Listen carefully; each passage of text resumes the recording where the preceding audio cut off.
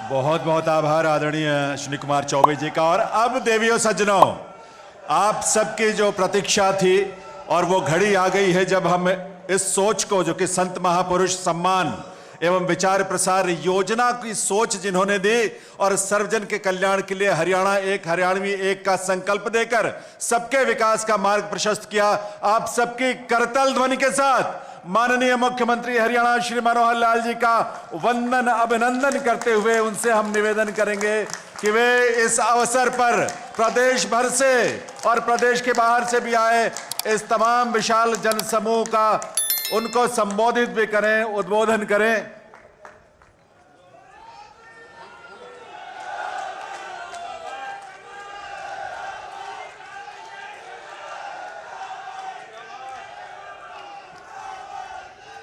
परम आदरणीय मुख्यमंत्री, इस प्रदेश के यशस्वी मुख्यमंत्री श्री मनोहर लाल जी, उनका संबोधन, उनका उद्बोधन और उनका मार्गदर्शन हम सबके जीवन में नए मार्ग प्रशस्त करेगा। देवियों सज्जनों,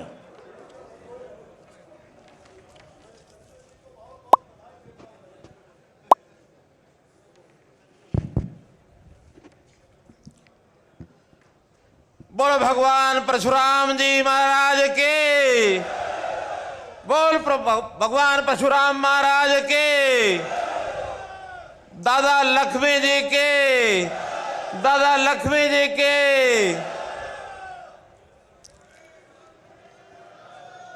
आज ये पवित्र नगरी, कर्ण जी की नगरी, और ठीक संबंध जोड़ा है हमारे केंद्र सरकार से हमारे राज्य मंत्री फॉरेस्ट और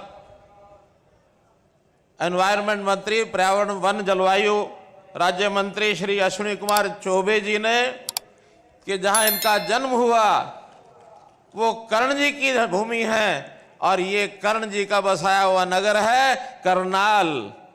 तो इस नाते से मैं सबसे पहले हमारे केंद्रीय राज्य मंत्री जी का अभिनंदन करता हूं, स्वागत करता हूं। मंच पर विराजमान हमारे भारतीय जनता पार्टी के जुझारू प्रदेश अध्यक्ष श्री ओम प्रकाश जी धनखड़, हमारे महंत जी 1008 महंत श्री श्री कालिदास जी परमहंस जी चले गए, अभी उनको जाना था गुजरात, मुझे कह करके गए हैं, लेकिन उन्होंने भी हमारे मंच की शोभा बढ़ाई, उनका भी मैं अभिनंदन करता हूं। हमारे बीच में सभी हमारे नेता, श्री मूलचंद जी शर्मा हरियाणा सरकार में मेरे साथी मंत्री, हमारे यहाँ के उपस्थित सभी सांसदगण, श्री संजय भाटिया जी, श्री रमेश कौशिक जी, श्री अरविंद शर्मा जी, जनरल डीपी वत्स जी, श्री कार्तिकेय शर्मा जी, पूर्व मंत्री हमारे पार्टी के बहुत ही वरिष्ठ नेता श्री रामविलास शर्मा जी। मित्रों, नाम बहुत हैं, अगर लूंगा तो इसी में समय जाएगा, समय बहुत हो गया है। उपस्थित सभी हमारे विधायकगण, पूर्व विधायकगण, सभी ब्राह्मण संस्थाओं के पदाधिकारीगण, भारतीय जनता पार्टी के सभी पदाधिकारीगण, उपस्थित अन्य जनप्रतिनिधिगण, मेरे बुजुर्गों, नौजवान साथियों, माताओं बहनों, पत्रकार छायाकार मित्रों और साथी कलाकार बंधुओं, मैं आपका अपनी विशेष भूमिका से स्वागत करना चाहता हूं। और वो विशेष भूमिका है, मैं करनाल से विधायक हूं, करनाल के जनप्रतिनिधि होने के नाते पूरे प्रदेश से आए हुए सप्तऋषियों के वंशज का मैं सबका अभिनंदन और स्वागत करता हूं। भाइयों बहनों, जब इस प्रकार का कार्यक्रम होता है और जब मुख्य वक्ता से पहले दर्जनों वक्ता बोल जाते हैं तो सबसे बड़ी कठिनाई मुख्य वक्ता के सामने ये होती है कि क्या बात कही जाए, क्या न कही जाए, क्योंकि जितना मसाला कहने वाला है वो हमारे सारे पूर्व के वक्ताओं ने ये कह दिया होता है। अब उसमें से दोहराऊंगा तो बहुत ज्यादा हो जाएगा, लेकिन फिर भी कुछ बातों का उल्लेख मैं जरूर करना चाहूंगा। मेरा सौभाग्य है कि आज भगवान परशुराम जी का यादगार दिवस, जो बताया जा रहा है कि हरियाणा बनने के बाद इस प्रकार का कार्यक्रम कभी प्रदेश में नहीं हुआ। ठीक कहा डॉक्टर अरविंद शर्मा जी ने कि छोटे मोटे कार्यक्रम सब होते रहे हैं। डॉक्टर अरविंद शर्मा ये ना समझे कि इनकी भाषण को मैंने सुना नहीं है, मैंने इनका भाषण भी सुना है, संजय भाटिया जी का भी सुना है, मैंने हर एक वक्ता का भाषण सुना है और इनका आभार व्यक्त करता हूं कि इन्होंने मुझे 10 साल के लिए मुख्यमंत्री देखने की इच्छा व्यक्त की है।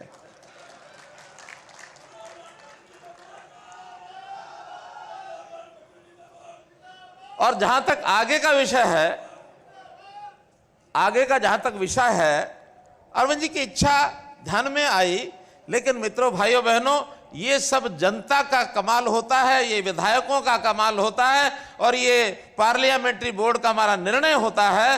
भारतीय जनता पार्टी में कभी भी कोई व्यक्ति चाह करके भी ऐसा नहीं कहता कि मुझे मुख्यमंत्री बनना है। इच्छा रखने में कोई आपत्ति नहीं। जितने विधायक हैं चुनाव लड़ने से पहले भी अपनी इच्छा मन में रख सकते हैं, चुनाव जीतने के बाद तो रखना में कोई आपत्ति नहीं है। जितने सांसद हैं वो भी अपनी इच्छा रख सकते हैं। सांसद अगर मुख्यमंत्री बनता है तो इतना ही है, उसको विधानसभा का दोबारा से चुनाव लड़ना पड़ता है, और जो सांसद अपने 9 विधानसभा में जीत गया तो 1 विधानसभा में तो जीत ही सकता है। तो इसलिए मित्रों, भाइयों बहनों, मेरी सबके प्रति सद्भावना, शुभकामना, सबको आगे बढ़ना है। और खास करके युवा पीढ़ी, जिस ब्राह्मण समाज के युवा पीढ़ी ने आज इस कार्यक्रम को सफल किया है, हजारों की संख्या में पूरे प्रदेश से जो आज लोग आए हैं, मैं उनका विशेष तौर पर अभिनंदन करना चाहता हूं, क्योंकि आज का युवा कल को प्रदेश, देश, दुनिया सब में अपना नाम करने वाला है। अपने देश का नाम सब जगह ऊंचा करने का काम हमारा आज का युवा करेगा।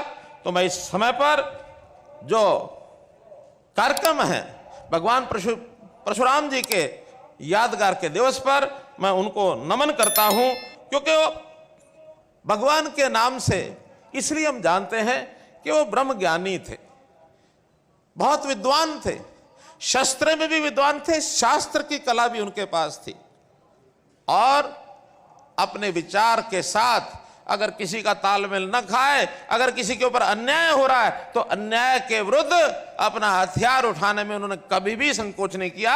बड़े से बड़ा उन्होंने ऐसा कर्म कर डाला जो आज हमारे लिए आदर्श के रूप में, सिद्धांत के रूप में जिसको हम अपना सकते हैं।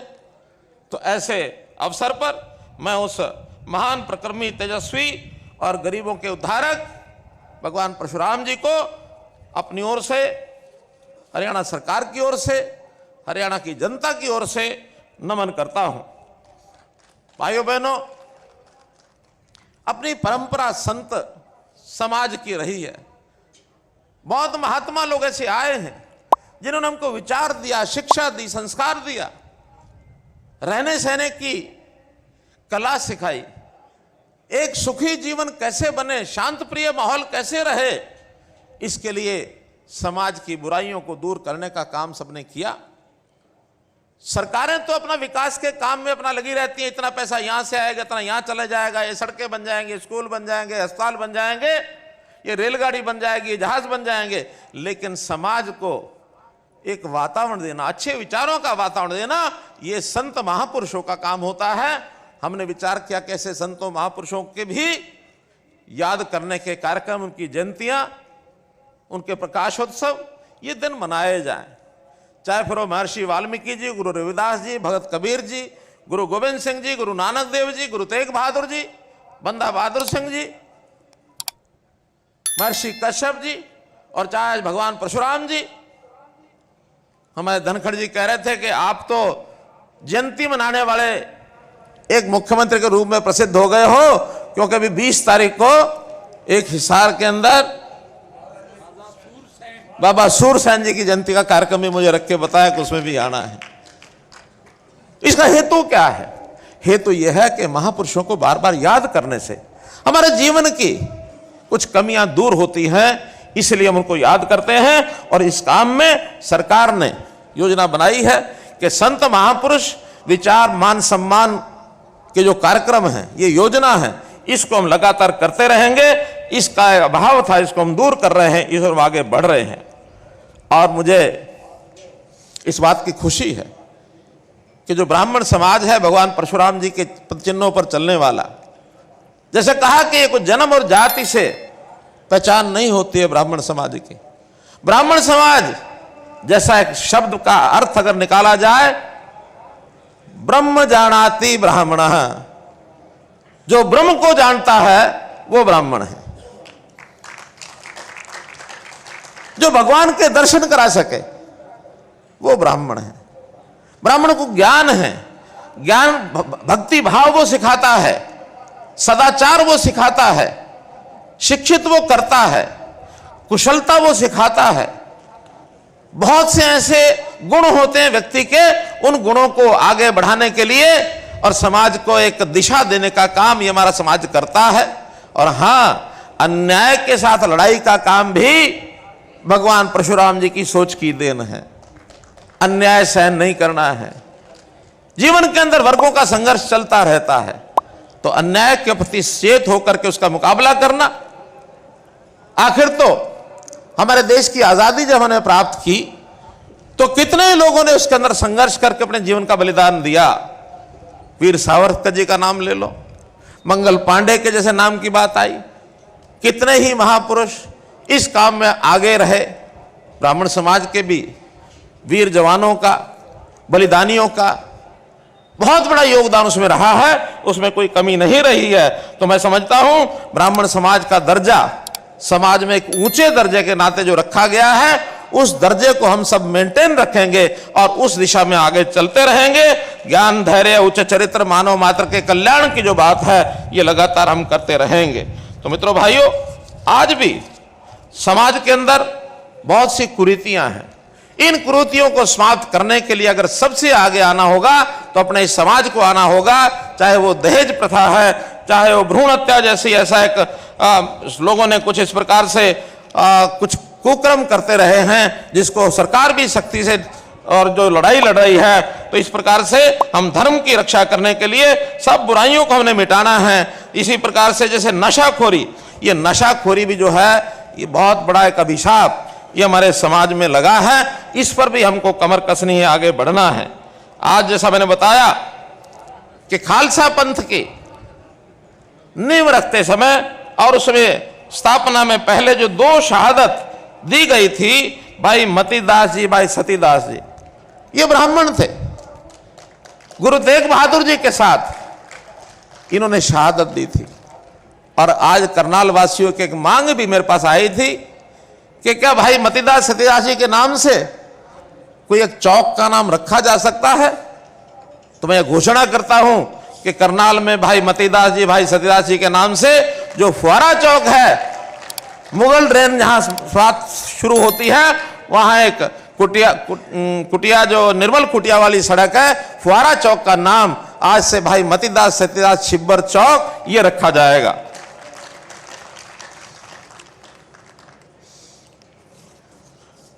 जैसा हम जानते हैं, जैसे मैंने उल्लेख किया दादा लक्ष्मीचंद जी का, दादा लक्ष्मीचंद जी की रागनियों ने हरियाणा के प्रदेश की जनता को कितना उसमें कुरेदा, कितना उनको दिशा देने का काम किया। अभी पिछले दिनों में दादा लक्ष्मीचंद जी की फिल्म आई थी, मैंने स्वयं देखी है। जरा एक बार पूछना चाहता हूं, आप लोगों में से दादा लक्ष्मीचंद जी की फिल्म किस किसने देखी है? जरा हाथ खड़े करो। बहुत लोग अभी नहीं देख पाए हैं, आधे ही लोगों के हाथ खड़े।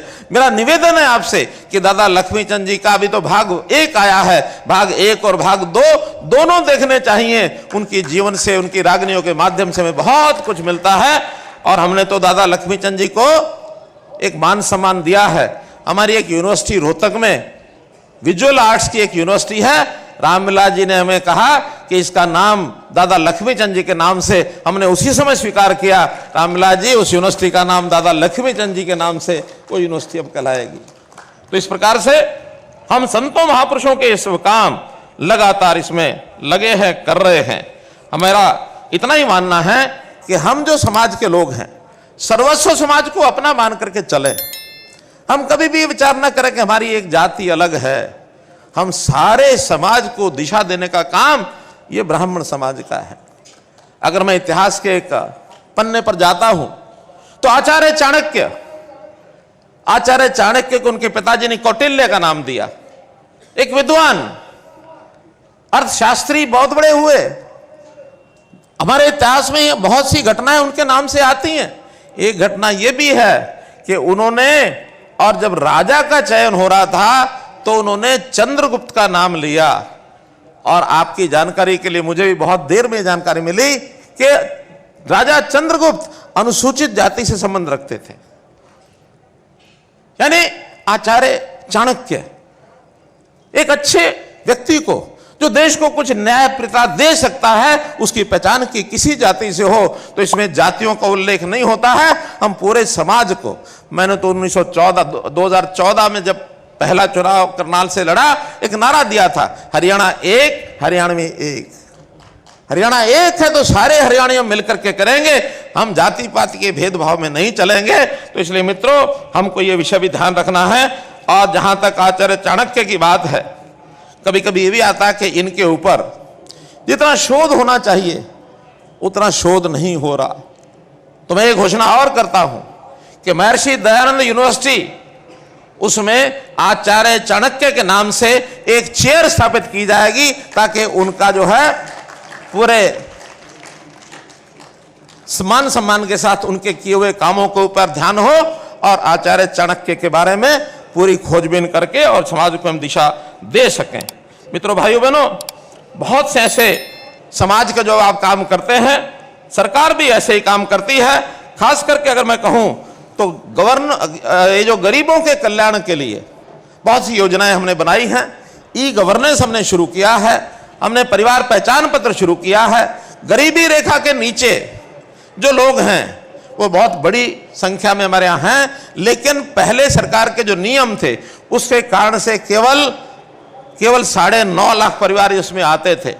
हमने उस लेवल को थोड़ा आगे बढ़ाकर अब उसके अंदर 28,89,000 परिवारों को उसमें शामिल किया है कि वो गरीबी रेखा के नीचे आएंगे, उनको हर प्रकार का लाभ दिया जाएगा। और जब हर प्रकार के लाभ की बात आती है तो गरीब कौन है कौन नहीं है, इसका जैसे उल्लेख हो रहा था कि हमारा बोर्ड उसका एक प्रकार से पहचान करेगा। अब वो जमाना अलग हो गया, क्योंकि आज आईटी के माध्यम से हम सब घर घर की जानकारी रखते हैं। आज हमको पता है किस जाति में किस आय के कितने लोग हैं। आय के हिसाब से, भैया ढोल बंद कराओ जरा।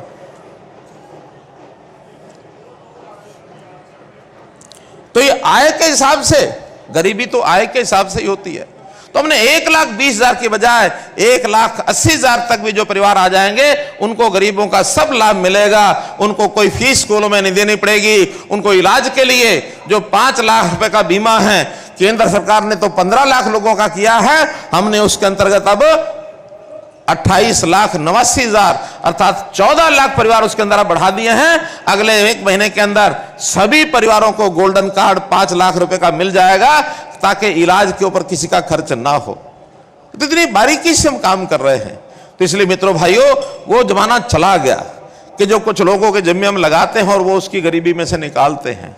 हाँ, एक विषय जरूर मुझे ध्यान में आता है कि हमारे जो पुजारी हैं, हमारे जो पुरोहित हैं, इनकी आज जो दशा है वो कोई बहुत अच्छी नहीं है। हमारे मंदिरों में पूजा करते हैं, पुरोहित घरों में जा करके परिवार कल्याण के लिए यज्ञ कराते हैं, बाकी सब कराते हैं। तो मैं आज एक घोषणा करता हूं कि पुजारी और पुजारी पुरोहित के कल्याण बोर्ड की मैं घोषणा करता हूं, ताकि इन सबको उचित मानधन मिले।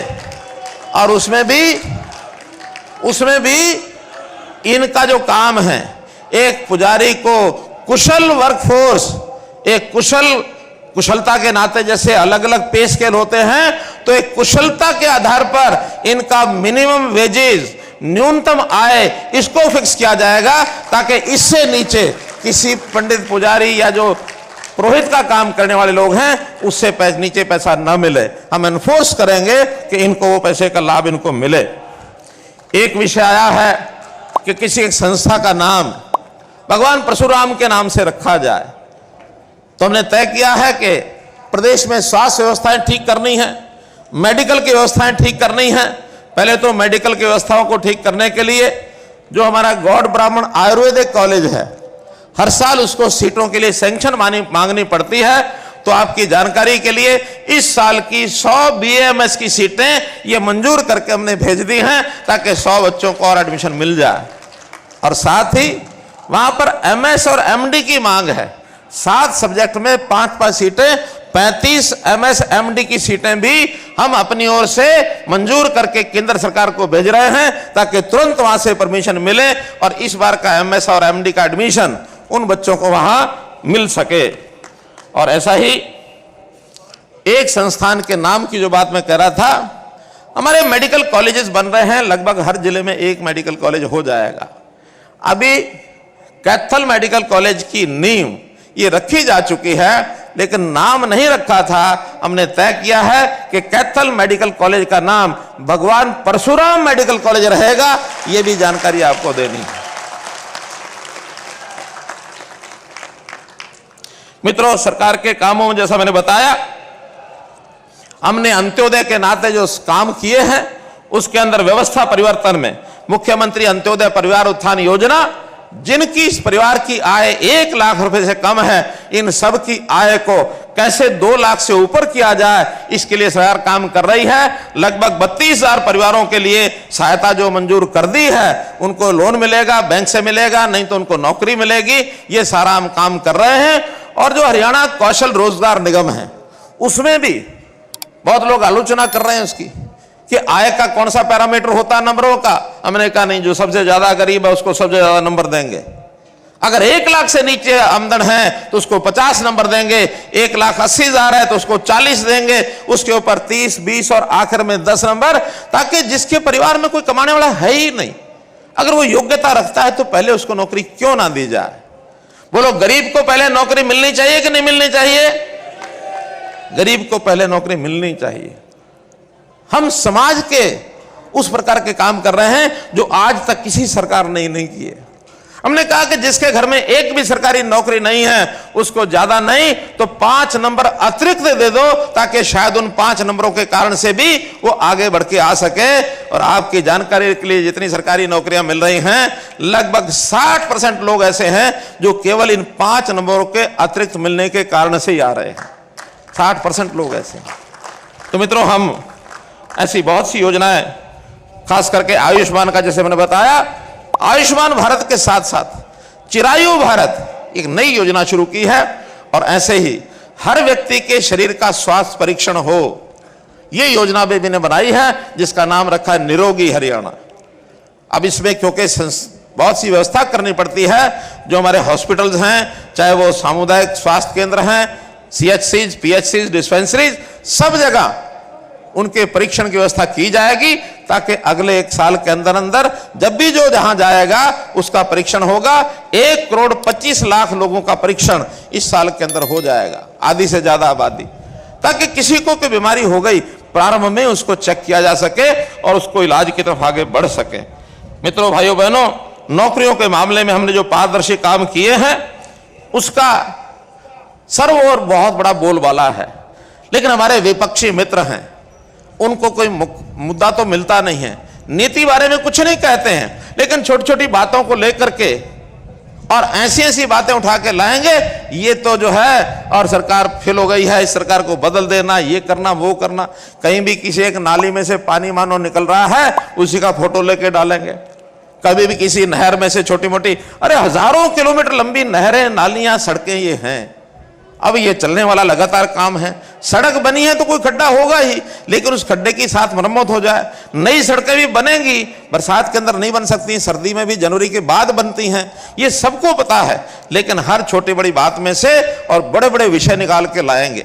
और आजकल ये सोशल मीडिया का शौक जो लोगों को हो गया है, इसमें तो रोजाना और कुछ नहीं तो रात को मुख्यमंत्री बदल करके सोने की आदत हो गई है। ये मुख्यमंत्री गया, ये गया, कल और दूसरा मुख्यमंत्री आएगा। अरे भाई, आ जाए या ना आ जाए, आपको काम चाहिए। भारतीय जनता पार्टी का जो मुख्यमंत्री होगा, जो प्रधानमंत्री होगा, वो जनता के हित में काम करेगा। ये हमारी विचारधारा का हिस्सा है, ये हमारी उपलब्धियों का हिस्सा है, ये हमारे मैनिफेस्टो का हिस्सा है। व्यक्तियों के हिसाब से कुछ बदलता नहीं है। इसलिए मित्रों, भाइयों बहनों, हम सब काम करने वाले हैं, एक टीम के रूप में काम करने वाले हैं और टीम के रूप में ही निर्णय करते हैं। किसी एक मैनिफेस्टो, किसी एक सोशल मीडिया और बुक क्या बोलते हैं उसको, फेसबुक के माध्यम से, ट्विटर के माध्यम से ये निर्णय नहीं होते हैं। हाँ, मजे लेने वाले लोग लेते हैं, मजे लेने वाले लोग लेते हैं। और मैं तो कहता हूं भाई, जिस दिन ये करते करते थक जाओ ना, मेरे पास फिर आ जाना, फिर मैं कुछ और बता दूंगा तुम्हारे लिए काम करने के लिए। तो मित्रों, भाइयों बहनों, नीतियों की कोई समीक्षा करता नहीं है। विपक्ष के लोग लगातार कोई ना कोई छोटी छोटी बातों की जो आलोचना करते हैं, और कुछ भी बात न मिले तो छोटे छोटे धरने प्रदर्शन, उनको उकसाने की बात करते हैं। चल 10 लोग धरने पर बैठ जाओ, तुम अपनी मांग बना के लाओ। हम कहते हैं धरने प्रदर्शन के बिना आप हमको आके बता दो। हमारे बहुत तरह के पोर्टल खुल गए हैं, सीएम विंडो, जिसके ऊपर 12 लाख लोगों ने अपनी ग्रीवेंसेस डाली हैं। मैं हर जिले में जा रहा हूं, 500-500 700 लोगों की बात सुनता हूं, अधिकारी साथ जाते हैं। आपको धरना प्रदर्शन की जरूरत ही क्या है? पहले आके बताओगे, योग्य समय पर समस्या का हल हो जाएगा। समस्याओं का हल करने के लिए बहुत योजनाएं हमने बनाई हैं। हर दिन किसी एक योजना को पकड़ के इसको हल कैसे करना है, समस्याओं का समाधान, विवादों का समाधान। मेरा खुला चैलेंज है, आप समस्या के लेके आओ। मनोहर लाल का नाम समाधान है, हर चीज का समाधान हमारे पास हम करेंगे, हर चीज का करेंगे। कोई विकास की बात है, कोई डिमांड है, मांग है, कोई पैसे की कमी नहीं है। 1,77,000 करोड़ रुपए का पिछली बार हमने बजट घोषित किया था, और इस बार और आगे बढ़ेगा। ये शोर मचाते हैं, कर्जा ज्यादा, कर्जा ज्यादा, कर्जा ज्यादा। अरे भाई, कर्जे के एक सिस्टम है। आपके समय भी 1 लाख करोड़ रुपया कर्जा हो गया था, अब 8 साल के बाद वो बढ़ेगा ही। कोई भी चीज 7 साल में, 6 साल में, 7 साल में डबल हो जाती है। और फिर हमारे पैरामीटर हैं, हम जो जीएसडीपी का 3% सालाना और टोटल कर्ज 25%, इससे ज्यादा कभी लेते नहीं हैं। हमारे सारे पास पड़ोस के प्रदेश दिवालिया हो गए हैं। उनके पास समय पर तनख्वाहें नहीं देती हैं, समय पर ठेकेदारों की पेमेंट नहीं करते हैं। हाँ, कहीं कोई गलती हो रही हो तो अपने समय में ही, चाहे पुरानी गलती हो चाहे आज के समय की गलती हो, उसको पकड़ने में, उसको दंडित करने में कभी झिझकते नहीं हैं। हमने बड़े बड़े ऐसे लोगों के नाक में कस दी है नकेल कि गलती कर सोचेंगे नहीं। चाहे वो अफसर हो, चाहे वो नेता हो, चाहे वो जनता के आदमी हो, कर्मचारी हो, कोई गलती करता हुआ हमको ध्यान में आ जाए, रातों रात उसका बिस्तरबोरी कुंज करते हैं, रातों रात करते हैं। तो मित्रों, ये जो विपक्ष के लोग जो आलोचनाएं करते हैं, इनसे जरा पूछना चाहिए कि तुमने अपने टाइम पर क्या किया था। ऐसी योजनाएं जो आज हम बना रहे हैं, इन्होंने तो सपने में भी नहीं सोचा है। केवल कैसे लूटना खसोटना सरकार का पैसा अपने और अपने चहेतों के जेब में कैसा डाले जाए, इसकी योजना लगातार बनाते थे। हम उससे कोसों दूर है मित्रों, मैं आप सब लोगों का बहुत बहुत आभार प्रकट करता हूं, जो सहयोग और समर्थन आपने दिया। लेकिन अंतिम वक्ता जो होता है, वो खत्म करने से पहले लोग जुड़े रहते हैं, इसलिए कुछ और बातें आएंगी, इंतजार है ना। तो एक बड़ी घोषणा मैं ये कर रहा हूं कि भगवान परशुराम जी का जन्मदिन अक्षय तृतीया, ये गजटेड हॉलिडे होगी और ये इस साल से लागू हो जाएगी।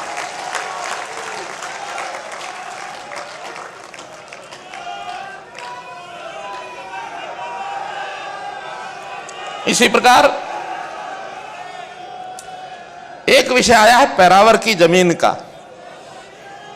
अरे कर रहे हैं, सुन तो लो, सारी सुनोगे कि नहीं? अभी सारी सुनोगे कि नहीं?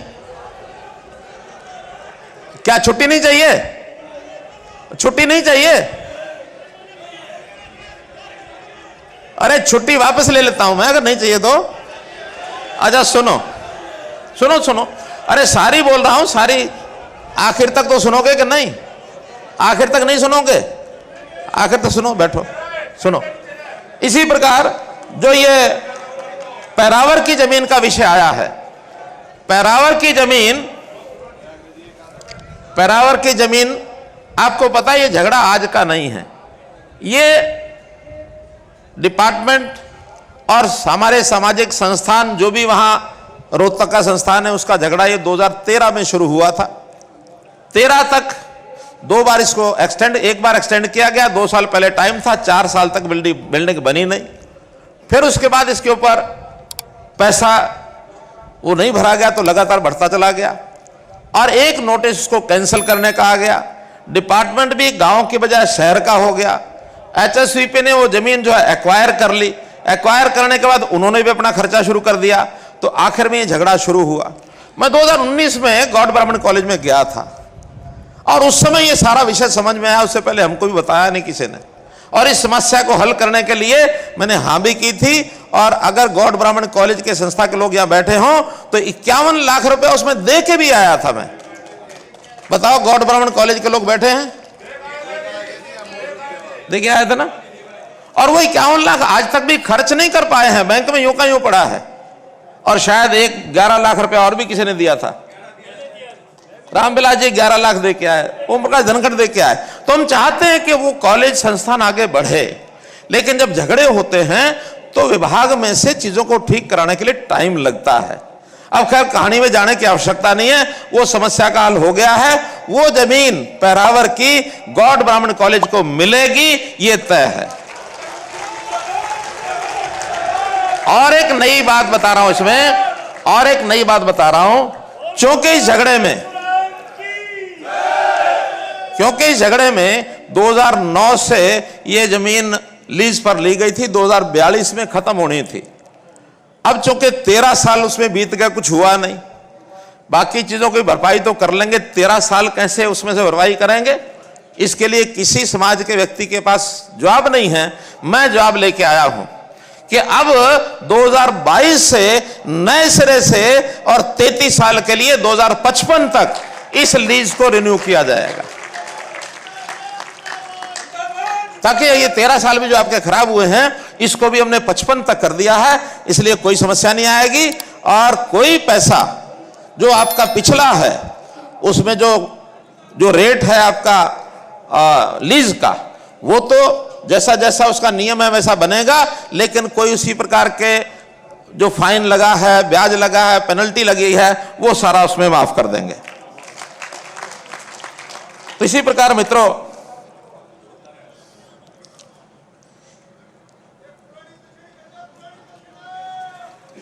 भगवान परशुराम जी के ऊपर एक मन में यह भी विचार आया है कि उनकी जीवनी पर, उनके चित्र से एक पोस्टल स्टैंप, डाक टिकट ये जारी की जाए। इसके लिए, क्योंकि ये केंद्र का विषय है, हम हमारे जो मिनिस्टर ऑफ कम्युनिकेशन है श्री अश्विनी वैष्णव जी, उनको हम यहां से पत्र लिख करके, और मुझे पूरा भरोसा है उनसे हम जारी कराएंगे, ताकि कभी भी किसी अच्छे मौके के ऊपर और उनकी एक जो है डाक टिकट ये जारी की जाए। जहां तक ईपीबीजी का विषय है, सुनने का विषय सुनिए, आप अलग अलग ना बोलो, एक एक चीज को सुनो। अब ईपीबीजी का मामला क्या था सुनिए। इसमें 10% का आरक्षण उन लोगों के लिए था जिनको बाकी आरक्षण कहीं नहीं मिलता। अब ये योजना पहले यहां बनी थी हरियाणा में, बाद में यही योजना केंद्र सरकार ने बना दी, नाम दूसरा था इकोनॉमिकल वीकर सेक्शन EWS। 10% का जो आरक्षण यहां था वही सेंटर में था। हमने वो सेंटर की जो योजना है उसी को अडॉप्ट कर लिया है, इसलिए वो 10% का आरक्षण वो जारी रहेगा, ना वो EWS हो या EPBG हो, फर्क नहीं है। अब अंतर रह गया एक कि कुछ लोगों की भर्ती हुई थी, नाम सिलेक्ट हो गए थे, उसमें से आधे से ज्यादा भर्ती को नियुक्ति पत्र मिल गए थे। लेकिन जब ये बीच में चेंज हुआ, केंद्र सरकार ने वो बनाया, उसके बाद कोर्ट ने उसके ऊपर एक थोड़ा डंगा डाला था कि अब इसके बाद EWS में जो भर्ती होंगे वही लागू रहेंगे, बाकी बचे हुए EWS के लोगों को नियुक्ति नहीं दी जा सकती। लेकिन हमने उसमें अपील कर दी है कि ऐसे जो बचे हुए 400-500 लोग हैं, वो जो ईपीवीजी के हैं, उनकी तारीख भी शायद 20-22 तारीख लगी हुई है। हम पुरजोर हाई कोर्ट के अंदर अपने वकील को खड़ा करके इसके लिए कोशिश कर रहे हैं कि उन बचे हुए लोगों को भी हम नियुक्ति दिला सकें, उनको नियुक्ति हम दिला सकें। ये हम 20 और 22 तारीख के आसपास इसका निर्णय हम करवाएंगे।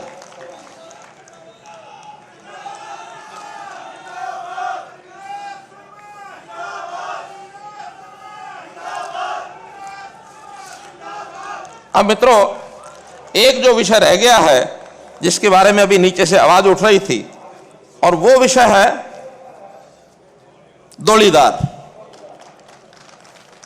मुझे पता है ये भी बहुत से लोग इससे प्रभावित हुए हैं। ये जब दोलीदार का कानून बना था उस समय इस पर बहुत ज्यादा ध्यान नहीं दिया गया। बाद में जब ये कोर्ट में चैलेंज हुआ तो उसके अंदर कई बातें आई। हमने एक अमेंडमेंट उसमें किया था कि कोर्ट का जो रास्ता साफ कर दें। अब जो साफ हो गया है वो आपको बता रहा हूं कि इसके अंदर दो हिस्से हैं। एक प्राइवेट जमीन जो लोगों ने अपने पंडितों को दोलीदार भोंडीदार जो भी कुछ नाम रखे हैं उनको दी हुई है।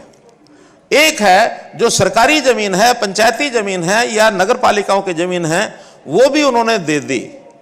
अब जो एक्ट बना करके केंद्र की भी मोहर उस पर लग गई है, वो अभी कुछ दिन पहले ही फैसला हो गया है कि जो प्राइवेट जमीन है लगभग 1700 कुछ एकड़ है, जो बहुत गरीब छोटे छोटे परिवारों को और मिली हुई है गांव के अंदर, वो सारी प्राइवेट जमीन का जो दोलीदार का एक्ट है वो फाइनल करके वो जमीन छूट गई, वो उनको दे दी है।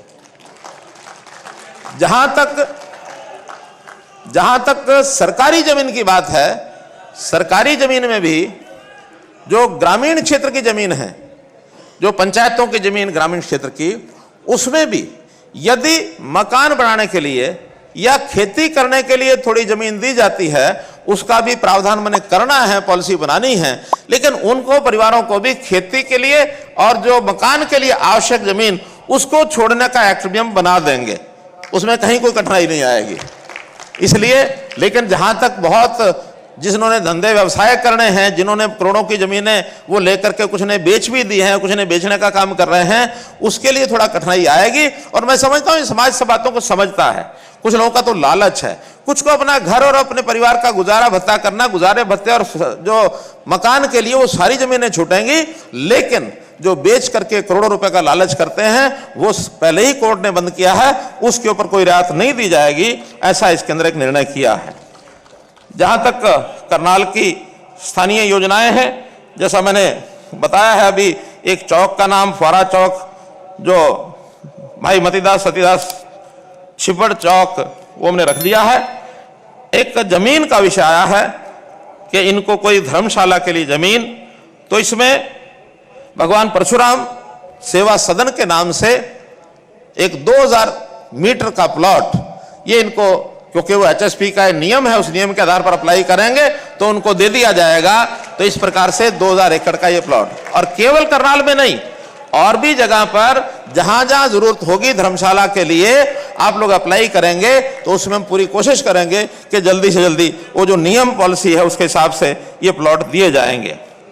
इसी प्रकार ये जो भगवान परशुराम जी का चौक है करनाल में, उसका रेनोवेशन करना है, अपडेशन करना है, क्योंकि बहुत पुराने समय से उसका रखरखाव नहीं हुआ, उसका रखरखाव भी किया जाएगा। और भगवान परशुराम चौक से गांधी चौक तक वो जो मार्ग है, जो डॉक्टर कल्पना चावला के कॉलेज के सामने वाला मार्ग है, उसका नाम भगवान परशुराम मार्ग ये भी रख दिया जाएगा, ऐसा भी हमने निर्णय लिया है। एक हमने कहा है कि कोई शहर के अंदर बड़ा कोई पार्क यदि हमको मिलेगा, अभी ढूंढ रहे हैं हमारे लोग, अगर बड़ा पार्क कोई मिलता है तो वहां भगवान परशुराम जी का एक स्टैच्यू ये भी लगवाया जाएगा, ऐसा भी हमने यहां के लोगों को विश्वास दिया है। कुछ धर्मशालाएं हैं यहां करनाल में, कुछ धर्मशालाओं को तो पैसा हमने रिलीज किया है, हमारे पास आ गए थे एप्लीकेशन लेकर के, उनको दिया है, वो मान भी गया कि हमको मिला है। लेकिन 2-3 धर्मशालाएं ऐसी भी हैं जिनको वो मुख्यमंत्री का जो सहायता कोष होता है, जो उसमें डिस्क्रिप्शन कोटा है, वो नहीं मिलता है। तो यहाँ हमारे सुरेंद्र बड़ोता जी और बाकी संस्थाओं के जो अध्यक्ष हैं वो सब मिल करके जिनको नहीं मिला है उनकी लिस्ट मुझे तो क्या देंगे, अपने आप वो इकट्ठा करके और उसमें बांट लेंगे। 31 लाख रुपया उन धर्मशालाओं के लिए, और ये भी घोषित किया जाता है।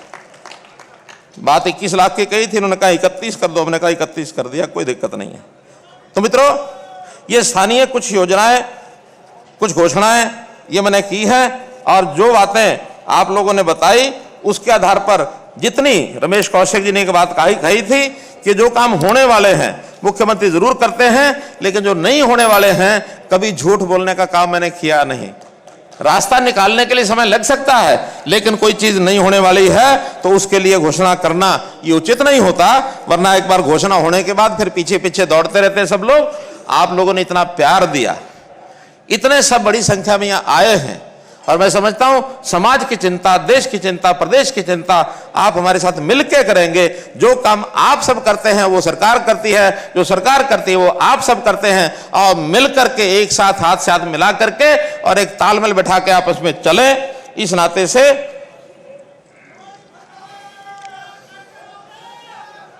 नाते से जो डिमांड्स हमारे नेताओं ने, सांसदों ने, चाहे हमारे रामविलास जी शर्मा पूर्व मंत्री हैं, चाहे सांसदों में संजय भाटिया जी हैं, हमारे अरविंद शर्मा जी हैं, डीपी वत्स जी हैं, रमेश कौशिक जी हैं, या अभी जो हमारे साथ जुड़ गए इंडिपेंडेंट इस नाते से बन रही, वो सांसद बने होंगे लेकिन वो पार्टी के साथ जुड़ गए हैं, इसलिए हमने भी उनको सांसद बनाने में सहयोग किया।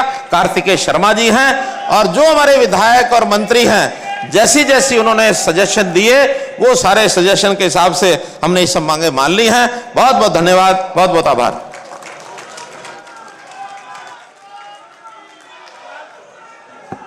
बहुत बहुत आभार माननीय मुख्यमंत्री महोदय का। एक बार हम सब मिलकर करताल ध्वनि के साथ, तालियों के साथ आभार और अभिनंदन करेंगे इस प्रदेश के माननीय यशस्वी मुख्यमंत्री महोदय का।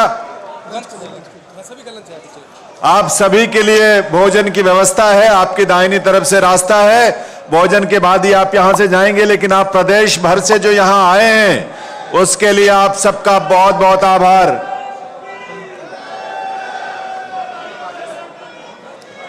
बोल भगवान परशुराम की। हम सारे सप्तऋषि, माननीय मनोहर लाल जी, आप में कोई गंदा सपना आ जाए, कोई भूतनी सतावे, यो फरसा दिखा देना, और हम सब आपको आशीर्वाद देते हैं। सप्तऋषि अमुक गोत्र से, सप्तऋषि गोत्र से अनुष्ठान मनोहर लाल जी खट्टर यशस्वी भव। बोल भगवान परशुराम की। जय। सारी भूतनी का इलाज हम कर देंगे।